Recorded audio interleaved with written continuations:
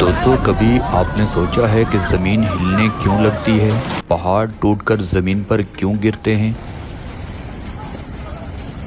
اور دریاؤں کا پانی اچانک دیوار کی طرح اوپر اٹھ کر شہروں کو کیوں بہا لے جاتا ہے؟ یہ سب صرف سائنسی واقعات نہیں، بلکہ یہ اللہ تعالیٰ کی نشانیوں میں سے ایک ہیں۔ قرآن پاک میں بار بار ہمیں بتایا گیا ہے کہ زمین اور آسمان میں جو کچھ بھی ہوتا ہے وہ محض ایک اشارہ ہے کہ انسان ہوش میں آ جائیں۔ قدرتی آفات ہمیں ڈراتی ضرور ہیں، مگر ساتھ ہی ساتھ ہمیں یہ یاد دلاتی ہیں کہ اس دنیا میں کچھ بھی ہمیشہ قائم رہنے والا نہیں۔ آج کی ویڈیو میں ہم دیکھیں گے وہ خوفناک مناظر جب زمین نے اپنی طاقت دکھائی اور انسان بے بس ہو کر صرف ایک بات سمجھ پایا کہ اصلی طاقت صرف اور صرف میرے رب کے پاس ہے۔ اس کی زندہ کئی مثالیں ہیں۔ آپ نے پاکستان میں بارشیں تو اکثر دیکھی ہوں گی، مگر آسمان سے یوں بادل کا پھٹ جانا اور پھر پانی کا اس شدت سے برسنا، ہر طرف تباہی ہی تباہی پھیل جائے۔ یہ منظر شاید پہلی مرتبہ دیکھنے کو مل رہے ہیں۔ پاکستان کا وہ علاقہ جسے زمینی جنت کہا جاتا تھا، آج ایک خوفناک سیلاب کی لپیٹ میں آ چکا ہے اور یہ علاقہ تقریباً برباد ہو رہا ہے۔ یہ سیلاب اتنا ہولناک تھا کہ اب تک 300 سے زیادہ قیمتی جانیں جا چکی ہیں۔ یہ وہ وادی ہے جو اپنی دلکش خوبصورتی کی وجہ سے دنیا بھر کے سیاحوں کو اپنی طرف متوجہ کرتی ہے، اور ہر سال 1.5 کروڑ سے زائد لوگ یہاں سیر کرنے آتے ہیں۔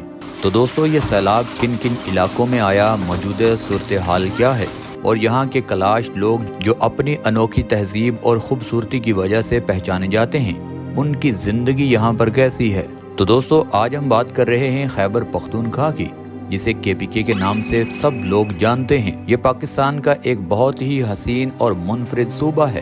یہاں کے سرسبز پہاڑ، دل فریب وادیاں، خوشگوار موسم اور مہمان نواز لوگ اس خطے کو پاکستان کا سوئٹزرلینڈ بناتے ہیں۔ لیکن اس بار بارش عام نہ تھی۔ باجوڑ، سوات اور پیر بابو کے علاقوں میں ایسا ہولناک کلاؤڈ برسٹ ہوا تو ہر سو قیامت کا منظر تھا۔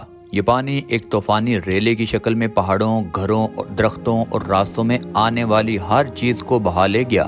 صرف ایک دن میں 100 سے زیادہ افراد جان سے جا چکے ہیں اور سینکڑوں زخمی ہو گئے۔ معاشی، مال، دولت، گاڑیاں، سب کچھ برباد ہو گیا۔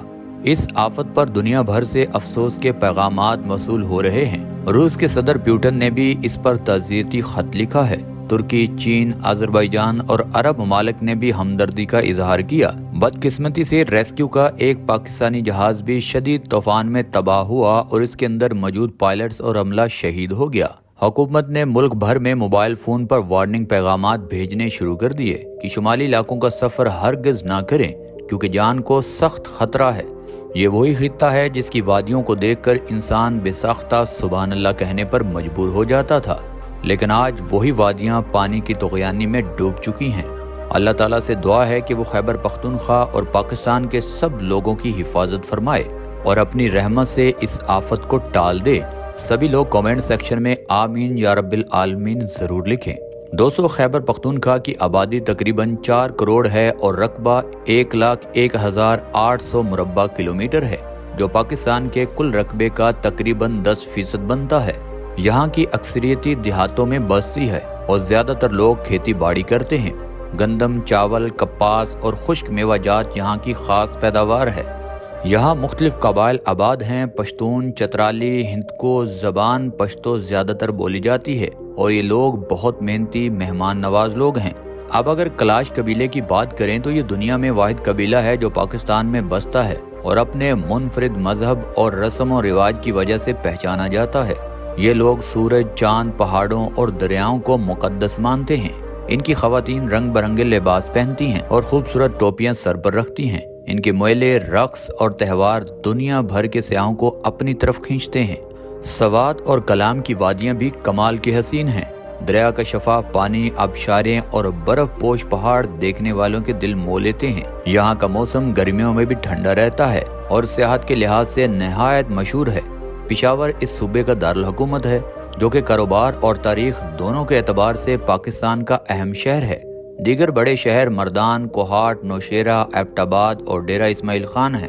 تو دوستو اللہ تعالیٰ سب کی دعاؤں کو قبول فرمائے اور خیبر پختونخوا کے متاثرین پر اپنا خاص کرم فرمائے۔ اب ہم ساتھ میں جو ہمارے نیبر ہیں وہاں پہ بھی نظر دوڑاتے ہیں کہ آخر اتنے بڑے سیلاب وہاں پہ بھی آئے اور اس کی وجہ کیا تھی۔ تو دوستو 2013 میں بھارت کے کیدار ناتھ میں آنے والا سیلاب ایک ایسی قیامت تھی جو ہمیشہ لوگوں کی یادوں میں زندہ رہے گا۔ 13 سے 17 جون کے درمیان غیر معمولی بارش ہوئی جس کی وجہ سے چوراباری گلیشیئر پگھل کر منداکنی ندی میں جا کر گرے۔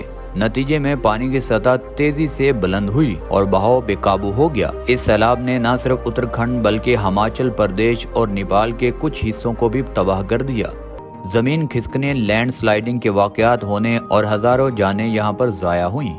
اندازہ ہے کہ تقریباً 6000 لوگ یہاں پر جاں بحق ہوئے، 609 گاؤں متاثر ہوئے جو تقریباً صفحہ ہستی سے مٹ گئے، ہزاروں لوگ بے گھر ہو گئے اور 172 پل بہہ گئے، سینکڑوں کلومیٹر سڑکیں تباہ ہو گئیں۔ یہ منظر واقعی دل دہلا دینے والا تھا۔ دوستو اگر 15 جون کی بات کریں تو 2017 کو ایروزینا کے پی سن علاقے میں ایک خاندان برتھ ڈے پارٹی منا رہا تھا۔ یہ واقعہ ہے امریکہ کا 2017 میں۔ لوگ کولڈ اسپرنگ کے سوئنگ ہول میں نہا رہے تھے کہ اچانک ایک خوفناک کڑکڑاہٹ کی آواز آئی۔ اوپر دیکھو تو کالی مٹی اور پانی کی ایک دیوار ان کی طرف بڑھ رہی تھی۔ پانی کے تیز بہاؤ نے سب کچھ اپنے ساتھ بہا دیا۔ کئی افراد درختوں پر چڑھ کر جان بچانے پر مجبور ہوئے۔ یہ سیلاب آخرکار ایسٹ ورڈے ریور میں جا کر ختم ہوا۔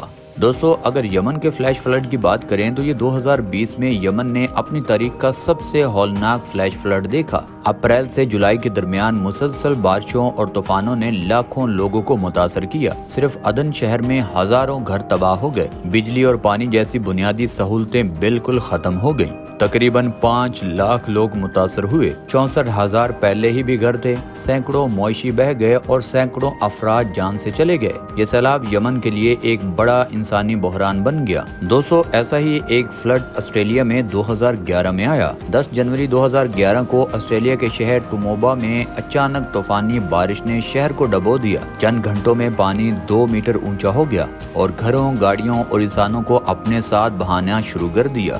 یہ اتنی تیزی سے ہوا کہ لوگ تیاری بھی نہ کر سکے۔ شہر کا ڈرینیج سسٹم فیل ہو گیا اور مقامی آبادی کو بھاری نقصان اٹھانا پڑا۔ ماہرین کے مطابق آب و ہوا کی تبدیلی اور ناقص منصوبہ بندی اس تباہی کی بڑی وجوہات تھی۔ دوستو دکھانے میں تو اور بھی بہت سارے دنیا میں بڑے بڑے سیلاب آئے، مگر اللہ پاک اپنی رحمت سبھی انسانوں پر قائم رکھے۔ ہماری دعا ہے کہ اس طرح کی مصیبت پاکستان سے انشاءاللہ جلدی ہی ٹل جائے گی۔ سبھی لوگ اپنے متاثرہ خاندانوں اور بھائیوں کے لیے دعا ضرور کریں اور کامنٹ سیکشن میں آمین لکھیں۔ Thank you very much. اللہ حافظ۔